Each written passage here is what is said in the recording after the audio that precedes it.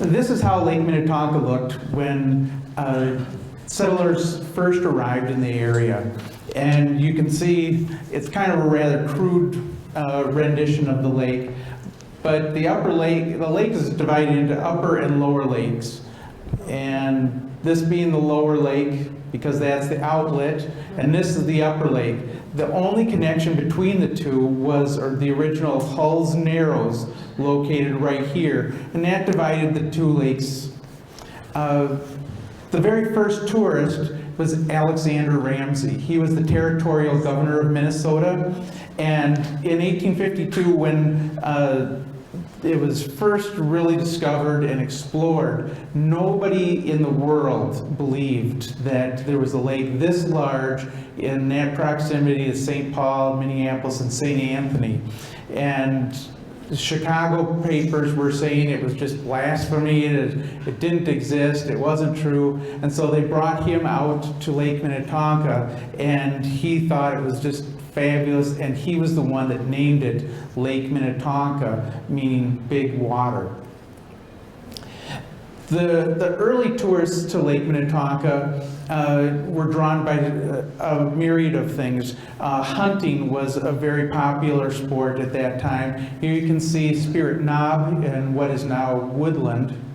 And fishing continues to be big. This is a group on the back porch of the Sampson House in Excelsior.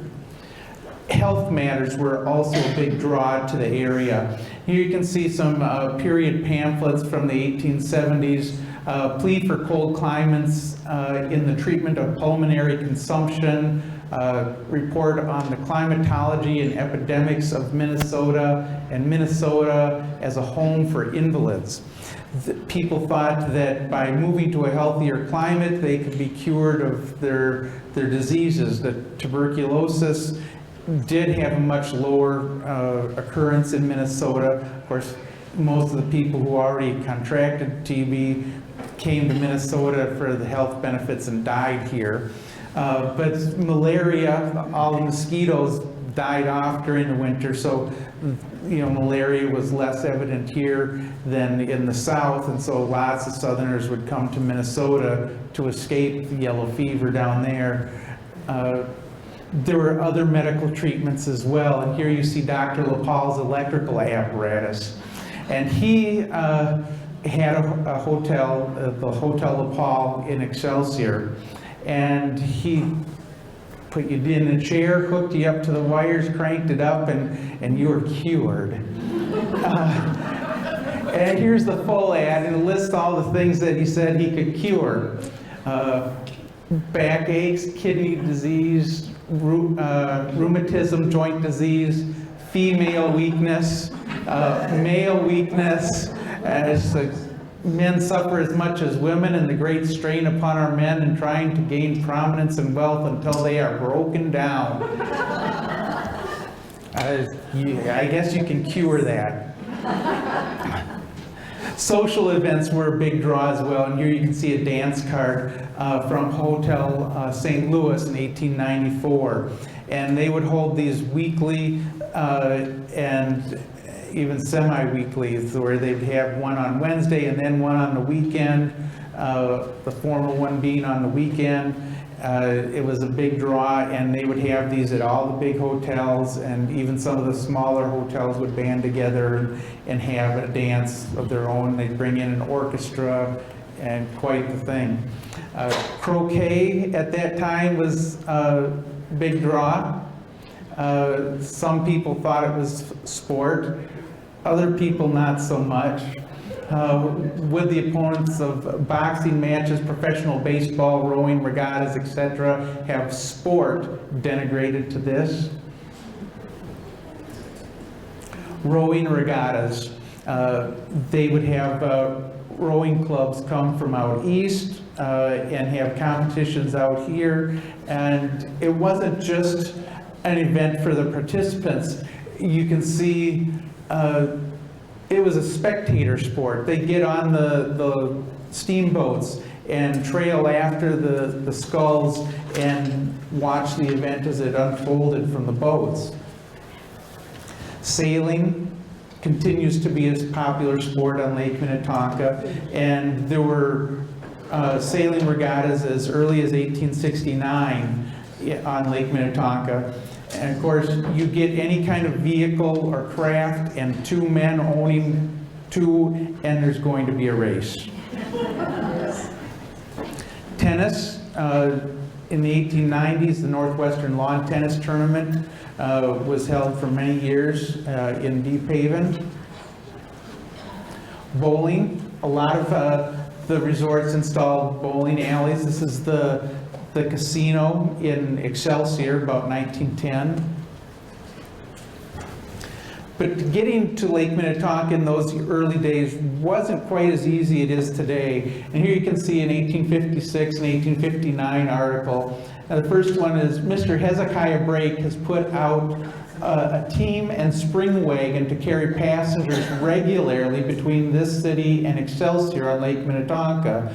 For the present, but one trip a week will be made, leaving Excelsior every Friday morning and St. Paul to return every Saturday morning at 8 o'clock, and starting from the Merchants Hotel, etc. Heretofore, there's been great inconvenience in reaching this desirable point. So having a team and a springboard was a great convenience. In 1859, Charles Galpin started a regular stage, so you didn't have to just ride in an open wagon anymore. Travel around the lake became a lot easier once the Governor Ramsey was launched in 1860. Charles Galpin launched this boat, and that was the first one on Lake Minnetonka. It wasn't always all that reliable. The gears were made out of wood, which the cogs would often break off and then have to be replaced. And it had long poles on board, and that was reversed because there was no reverse on this boat.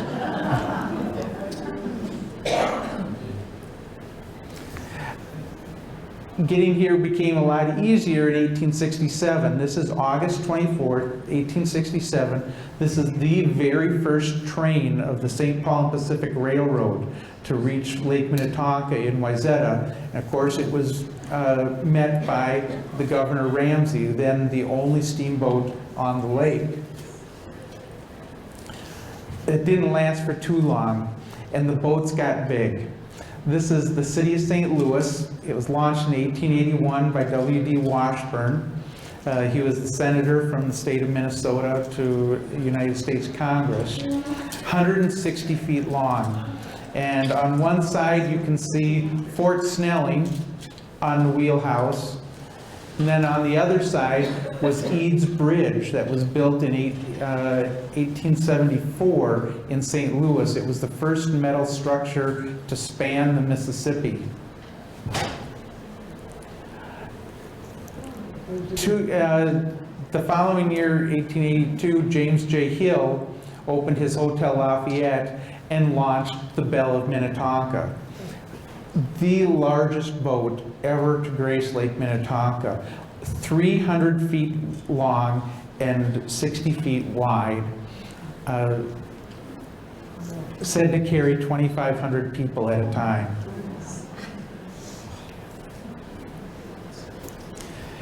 Up and through the 1870s, the largest hotel on Lake Minnetonka was the Excelsior House. Up behind where the Dock Theater is today, 3 stories tall, originally built 1853. This part right here became the kitchen. That was the original part of the hotel. And here you can see May's Pavilion in front of it. That's where the charter boats are still parked today. Since the 1850s, that's always been the city docks. The hotels in 1879 started getting bigger. And this is the Lake Park Hotel in what's now Tonka Bay, built 1879 by the Minnetonka Park Association. It was a non-denominational religious group that held Chautauqua-type functions at the grounds that only lasted for a year. and was disbanded for financial reasons. But within 1 year, 1880, they had put in a third story and made 300 rooms for the hotel. It had a frontage of 325 feet in length, and the main tower right here was 90 feet tall, so it got up above the trees. You could view the entire lake from that pavilion up at the top. In 1903, it had been purchased by Thomas Lowry. He painted it white and renamed it the Tonka Bay Hotel. One of the other large hotels was this Hotel St. Louis. It was built in 1879, the same year as the Lake Park Hotel. And it had a principal frontage of 215 feet, but it had two L's that extended back from it that were 127 feet long. So this was just an enormous building. In the 1890s, Wally Waite was the proprietor there, and he put a big 10-foot tall letters on top that he had lighted up in red. And so you could see that from any point on the lake at night. It said HSTL for Hotel St. Louis. This hotel lasted until 1907 when it was torn down. Where was that again? This was located between Carson Bay and Hotel St. Louis in Deep Haven, so directly opposite where the Minnetonka Yacht Club is. And there you can see the Yacht Club and Hotel St. Louis up on the hill. And this is a St. Paul, Chicago, Milwaukee depot that was right along the lake shore. Yeah? And how many rooms in the St. Paul and the St. Louis? I don't know how many rooms there were in this particular hotel. And the largest of the hotels ever on Lake Minnetonka was Hotel Lafayette. And it was built in 1882 by James J. Hill. And the original portion only ended right here. This portion added in 1883 made it 800 feet long, almost 3 football fields long. It was absolutely enormous. And you can see here, right in front, this is a railroad bed. He owned the railroad, and he had all the goods and materials for building the place shipped directly to the site. And when I say directly, I mean it's within 30 feet of the building. So if you're going to build, you do something, you do it right, and you know, time is money, and they didn't have to carry their materials as far, so it made logistic sense for him. And here you can see a floor plan. There were 358 rooms in this hotel. And this was the cutting edge of hotels at the time. It was designed by Leroy S. Buffington, who had designed the previous two large buildings, Hotel St. Louis and the Lake Park Hotel. But some of the things you can see in here, there's a reading room, there's a ticker and telegraph room, private dining cashier. It had an elevator, a hydraulic elevator, which had only been invented in 1879. So I mean, this is 3 years after the invention. They had electric call bells going to each of the rooms. You can see this says rotunda. This was open all the way to the roof, and they had then skylights. So they would open up the main entrances, the entrances all the way around, and that open area acted just like a chimney. So during the hottest of days, there would always be a rush of air going into the hotel and directly up. So, I mean, it was one of the most well-ventilated places at Lake Minnetonka. One of the things that I wondered at is there's a ladies' toilet, a ladies' toilet, a ladies' toilet, a ladies' toilet. There's no place for men to go, except on the third floor. There's one toilet over here that isn't labeled men's or ladies. So I don't know if that's a mistake or they had the place out back of the hotel. I don't know. But this is the hotel viewed from the lake, and James J. Hill wanted to monopolize the tourist industry of Lake Minnetonka. He bought up all the large boats on Lake Minnetonka, all the large steamboats, which some of you can see here. He owned the train and railroad system that brought people right to the lake shore and to the steps of the hotel, and he owned the hotel. These were the three principal tenets of the Lake Minnetonka tourism: housing, boats, and transportation to and from. So he did all of that. The hotel burned on October 4, 1897, and in 1900, James J. Hill sold the property to the Lake Minnetonka Club, which eventually became the Lafayette Club. And they built this structure, which burned in 1922, and then was replaced by the structure that's currently there. The tourist industry really took a dive in 1887. And here you see a pamphlet to act to regulate commerce, comprising the Interstate Commerce Law. And we still have an Interstate Commerce Commission today. But what this did was regulate the fares that railroads could charge over their systems.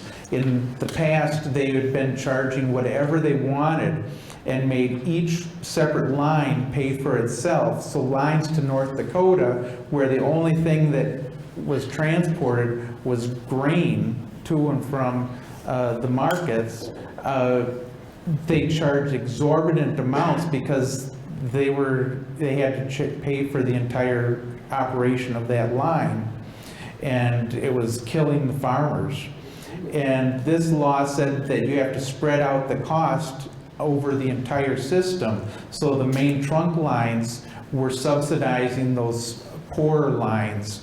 And as a result, it became much more expensive for people to travel by rail. And it just really killed the tourist industry, not just at Lake Minnetonka, but nationally. And here you can see a letter from Charles Zimmerman to James J. Hill in 1887, and talking about the steamboats that he was operating for James J. Hill. The operation of this interstate law cut off particularly our eastern and southern travel. The eastern resorts report a gain of over 30%, while our falling off was fully that. We had a rainy 4th of July, which cost us dearly, and to cap the climax, we had 16 days of rain in the month of August. So that was really the end of the golden age of Lake Minnetonka tourism. But it was the dawn of a new era, the cottage trend. And here you can see the cottage trend of people coming and having a summer home at the lake was picked up on by the local newspaper. By 1895, it gained so much traction that the local newspaper decided to change its name from the Minnetonka News to the Excelsior Cottager. Now, that actual trend began in 1867 when Samuel Gale built Maplewood, his summer home in what's now Woodland, Breezy Point, Spirit Knob area. And this became one of the little hotels around Lake Minnetonka too, when his family no longer used it for their own private residence. Thomas Lowry thought he would try once more to revitalize the Lake Minnetonka tourist industry and replicate what James J. Hill had tried to do, but he went a step farther. In 1903, he owned Tonka Bay Hotel right here. In 1905, he started the streetcar line out to Excelsior. In 1906, he opened up Big Island Amusement Park, and he launched Fair 3 ferry boats and all these little streetcar boats that traveled all the way around Lake Minnetonka. And here you can see this is about a 1907, it's from a postcard, and it shows the route of the Twin City Rapid Transit Company. And the line comes all the way out with streetcars to Excelsior and now to Birch Bluff, eventually to Tonka Bay. And the boats, the streetcar boats, would meet people at the docks in Excelsior, and they take them to the various points around the lake. And you'll see Zumbra Heights over here, as there really wasn't much of anything at Zumbra Heights in 1907. There were a couple houses, but that's where Calvin Goodrich had his summer home. He was vice president of the Twin City Rapid Transit Company. He had to get to work. But this is what Thomas Lowry spent. He spent almost $1.5 million by 1906 on this endeavor of monopolizing the tourist industry on Lake Minnetonka. And then there was a financial crisis in 1907, and it completely fell apart. What had been a success that first year just completely fell apart. And here you can see the demise of it. This is the Lake Park Hotel, the Tonka Bay Hotel, demolished in 1913 because there simply weren't enough tourists coming to Lake Minnetonka. I have a question. Yes. Did anybody ever take out some of this stuff now? I mean, like, when we are respective of historic things, have they seen any of this back? Or is it all just gone somewhere? Not everything is completely gone. There are a few small places that still hang on. There's the Clark House in Excelsior, which is now a bed and breakfast. Calorama Cottage in Excelsior is an old boarding house from the 1880s that's still there. There's a few things, but yeah, slowly everything is given way. Most everything is given way, and all the large hotels are gone. About the Lafayette Club. The Lafayette Club, well, it's still there. Built in 1924. You don't have a picture. No, I don't have a picture of the current Lafayette Club. We'll transition to the Upper Lake. And this is how you got to the Upper Lake in the early years. This is Hull's Narrows. This is the original narrows that connected the upper and lower lake. And you can see it's pretty much just a swamp. There was water flow between the two lakes naturally. During the 1870s, they tried to dredge it out as much as possible, and you can see they dug pilings and they put cribbing along here to try and keep the silt from coming back in, but these steamboats would come zooming through there, and even with the tiny gaps in between the boards, that silt and muck would just almost immediately come right back in. And so in 1884, they started dredging the new narrows. And this is a picture of the Carmen brothers doing that. And by 1907, this is what the narrows looked like. And the Excelsior, formerly the George, 125 feet long, was still carrying tourists around Lake Minnetonka. And this is the narrows going through here. Well, after it was completed in 1885, they decided to build a road from Excelsior all the way to Minnetonka Beach. And so you have the approaches for the ferry that would take them across. There was no bridge at that time.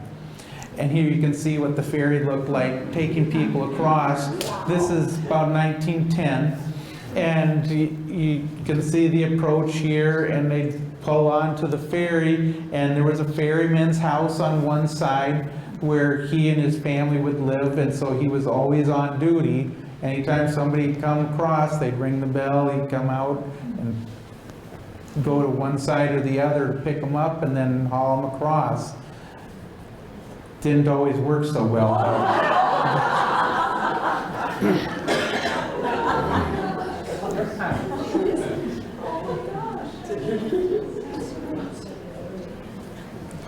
But here's a little map that I put together from, it's a 1883 base map of the Upper Lake.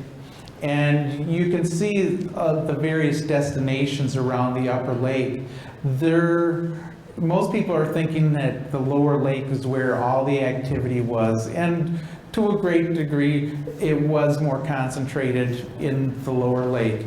But if you look at the number of resorts that were around, the Lakeview Hotel, Lundin Hotel at Beaterwood, Old Orchard, Man's Upper Lake House, Edgewood Hotel, Pleasant View Cottage, Rose Farm, Palmer House, Hotel Del Otero, Maple Heights Inn, Woodland Inn, West End Farm, Cook's Lakeview House, Dewey House, Kern Hotel, Bartlett Place, Chapman House, Hotel Switzerland, Glue House, I don't know if that's how you pronounce it, Glewwe, Glue. Mountain City Hotel, Buena Vista Hotel, the Baptist Assembly Grounds. But there was really only one true tourist attraction, and that was the Hermitage. Built 1869 by Frank Halstead. He was known as the Hermit. And it wasn't really because he was a curmudgeon or anything like that. He was a very popular and social man, liked by all. This was a tourist destination. Steamboats would stop here, let people off, and for a nominal fee, they would have picnics on his property and this is on the main lake. But in 1876, he had launched his steamboat, the Mary, and it was considered a failure because it wasn't floating right, it wasn't working right. I don't know, but people say he became despondent over that. It could have been other things. But he got in his rowboat and he was very despondent and he started rowing. And then he took the bag of rocks and tied it around his neck and jumped overboard. Oh. And that was 1876. And he was very beloved around the lake, and they buried him in front of his house. And here you can see his grave there with Crane Island out in the background.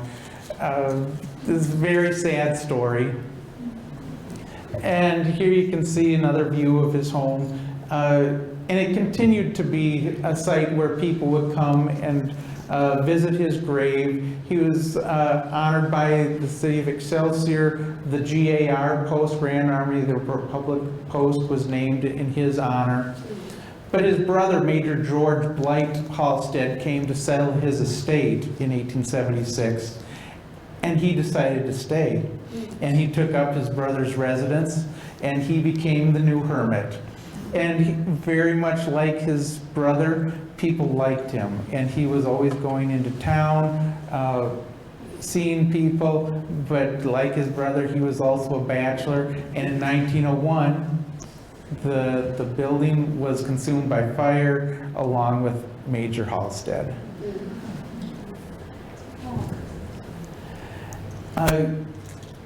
In the early days of the Upper Lake, Cook's Lakeview House was a popular spot to visit as well. And Matthias and Anna Cook settled there in 1854, built the log house, and that was immediately a hotel of sorts. New people coming into the territory would stay with them and house with them until they got their place settled.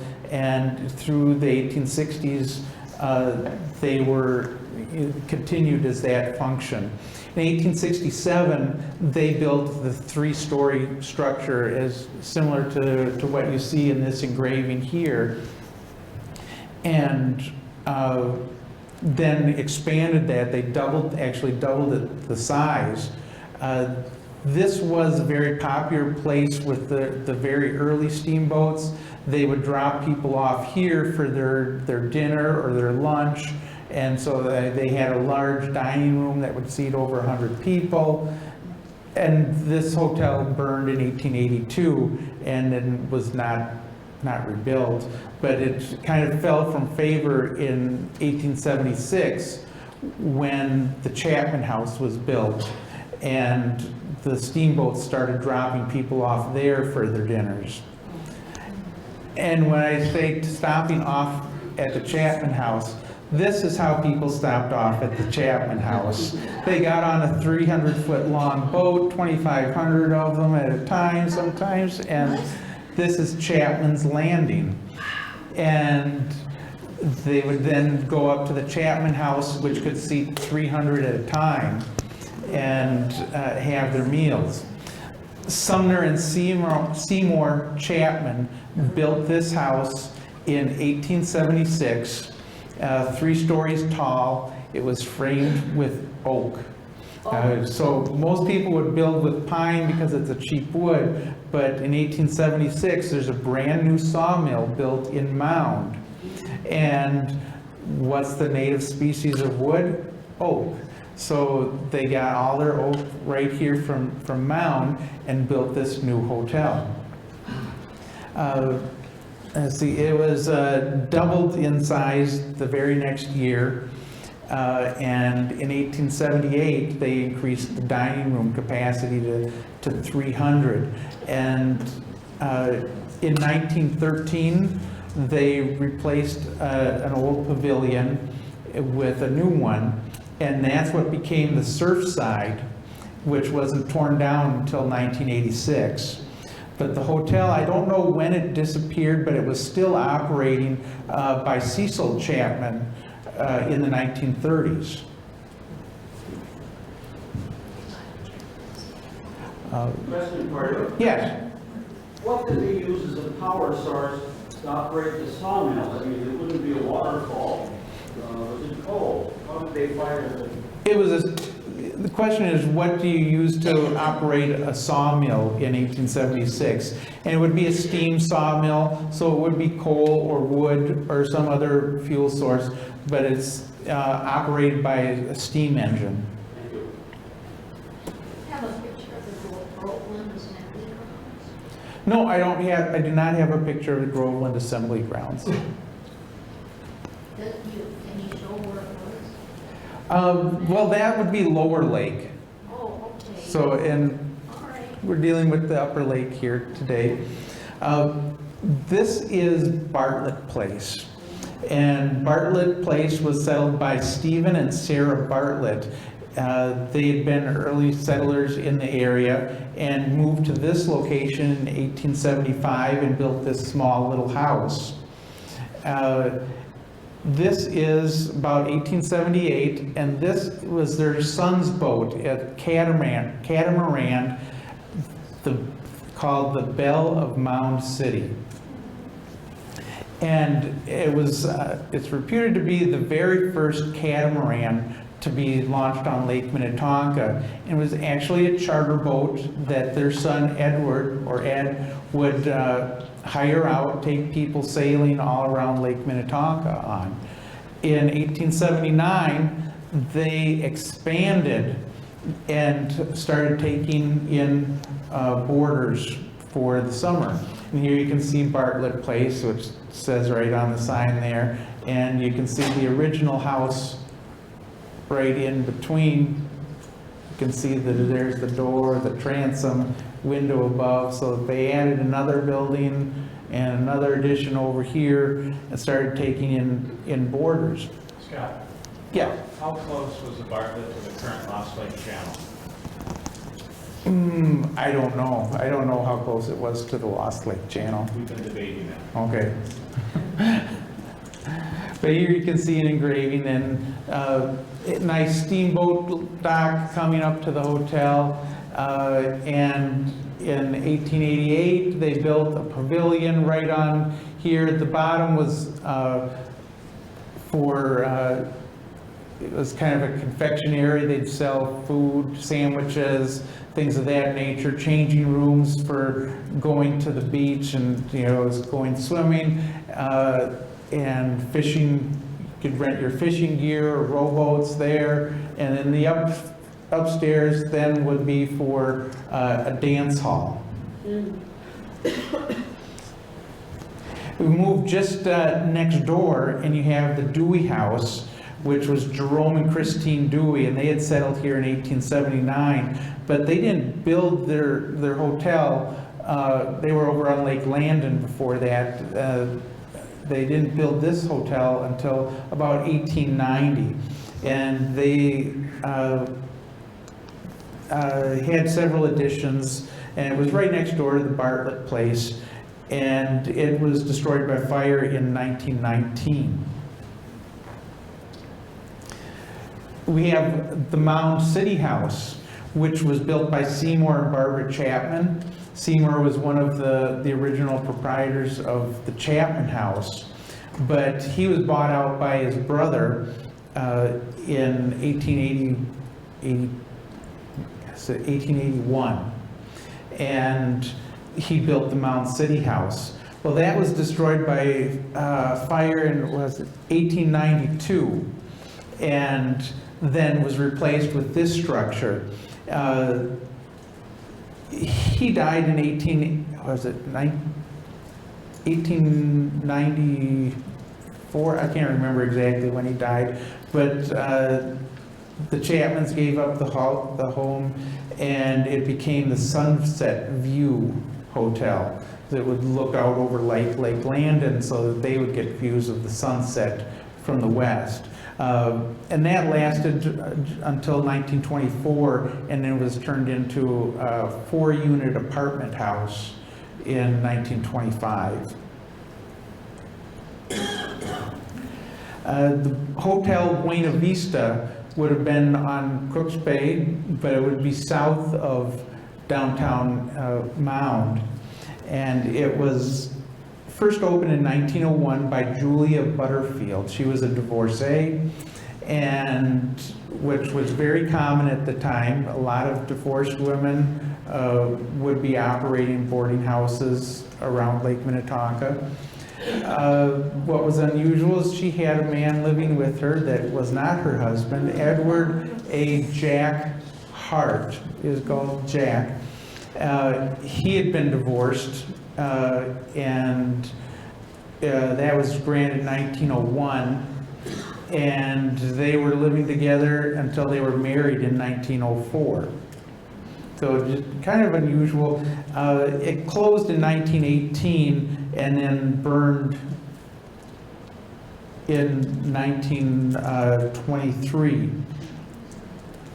But you can see in 1907, they had a little pavilion down by the lake as well, where they would rent boats out. And then, I don't know, they said that these were all for fishermen to clean fish. I can't imagine you needing that much room to clean fish. But catch a lot of fish. Move a little bit farther down to the lake down to by Smithtown Bay, and this is the Palmer House. And it was built by Nellie Palmer and her son John in 1892. And at the top of the tower was 105 feet tall. So like the Lake Park Hotel, you could see just about forever. And being up on the hill like you see here, the vantage from that place was real good. They operated the hotel through 1902, and then ceased function there due to health reasons. And in 1904, it was purchased by Calvin Goodrich, who I mentioned before, in connection with Twin City Rapid Transit Company. And he lived in it for a few years, but in 1909, he replaced it with his summer home. Wow. Wow. Just his. Yeah, that was just for Calvin Goodrich and his family. You gotta have room to breathe. Yes. The Shady Isle house, which was on Shady Isle, was built by William and Barbara Rockwell. And they had a lot of trouble trying to get it up off the ground. It took them 2 years to build it because of trouble with finances and then contractors. So it didn't open until 1879, the same year that Lake Park and Hotel St. Louis started. And they got fortunate maybe in that what was his name? Thomas Harrow had to leave the Hotel St. Louis. He was manager of that building, but he was kind of forced out because he brought a gun to a knife fight. And so he came over to operate Shady Isle House, and he ran that for a few years before William and Barbara Rockwell took ownership back of it from him. It was sold in 1888 to Randall Bernheit, and he continued operating the hotel through about 1906, and then he sold it to Calvin Goodrich, and he demolished the building and then subdivided the island into lots for people to build individual cottages. Oh, and it's also at this dock that one of the steamboats exploded, the May Queen. And there was a big mystery. All of a sudden they found fish up on the shore, and they thought, well, how did the fish get all the way up here? They must have gotten blown out of the water. But the bigger mystery was, how did they get cleaned? Somebody had already prepared all the fish and cleaned and filleted them, and there they were laying on the lawn. Rose Farm was over on the easterly side of Smithtown Bay, and the original building was built by Dr. Floyd and Jeanette Muckey in 1889, but that burned in 1896 and was replaced in 1897 by Fred Muckey. And this is the building that still exists. And from 1897 to 1908 or so, they operated this as a resort. And I believe this building still exists. The Edgewood Hotel was located over what's now Edgewood, on the main lake on the south side. And it was started by Charlie Sampson in 1900. He started construction. He had his own personal house there, and he had another house brought in and attached to it. And that was the basis of his hotel, which started operated in 1901. He had a little bit of trouble. His wife, I don't know, I guess she went a little bit off balance. She started pointing loaded guns at him and was eventually committed to the state hospital in St. Peter. But he remarried. He had a berry box factory as well, so he didn't spend too much time there. And in 1914, he sold the hotel to John Christian, who operated it as a hotel through 1928.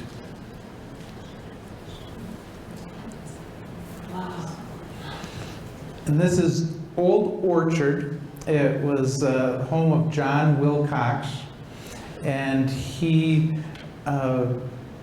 built it, 1901, I think, and he died in the 1920s, and his family sold it from his estate, and from 1924 to 1934, this was operated as a resort on Lake Minnetonka, and this would be in Wildwood, so Locks Point, that area. This is Maple Heights Inn, also known as Woolnose, not too far from here, just on Phelps Island. And it was the site of a previous resort that James and Amanda Woolnough operated, which was more along the lines of a cabin camp. But this was built in 1903, just in time for the 1904 tornado to tear off the roof. So in 1905, they reopened as a 3-story hotel. They doubled down and said, let's build up. During the 1890s, before this was built, and then into the early 20th century, this is where the University of Minnesota football team would come every fall for their preseason warm-up. The football team from the U. This is where they would practice before the season started. But it didn't always look that well. They eventually had sold it, and in, I believe, 1924 to a religious organization, it became Tippy-Walken, which operated until the 1960s. And then this is how the hotel looked with its upper floor removed prior to its demolition in 1964. And maybe there's a couple people in the audience that remember this place. This is Hotel Del Otero.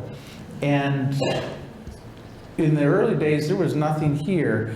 The James J. Hill finally extended his railroad to this location in 1881. And there was just a dance pavilion, baseball park, croquet pitch, site for picnics to happen. It wasn't until 1892 that Francis Hopkins built Hotel Del Otero right up here, and then his pavilion down over here. He sold the hotel to Adam King, who was the owner of it when it burned on July 16th, 1945. So it hung out here for quite a long time, and this is on the site where the Sheriff's Lake Patrol is located today, just down the road from here. I like closing with this picture, and I know this picture well. It's one that I was in as a kid. My great-grandparents owned this house. It was built in 1907, but it doesn't really look exactly like a 1907 house. The superstructure does, but then you look at the windows, and they're what's called 2/2. There's 2 panes of glass on the lower sash and 2 on the upper. And that was really indicative of construction in the 1870s. And it's only when you really learn the history of this house is that when Hotel St. Louis was demolished in 1907, there was all kinds of salvage that was taken from that. And this house was built from the salvage of Hotel St. Louis. And so that's one of the reasons why I study history, is only by knowing your history can you understand your current surroundings. So thank you very much.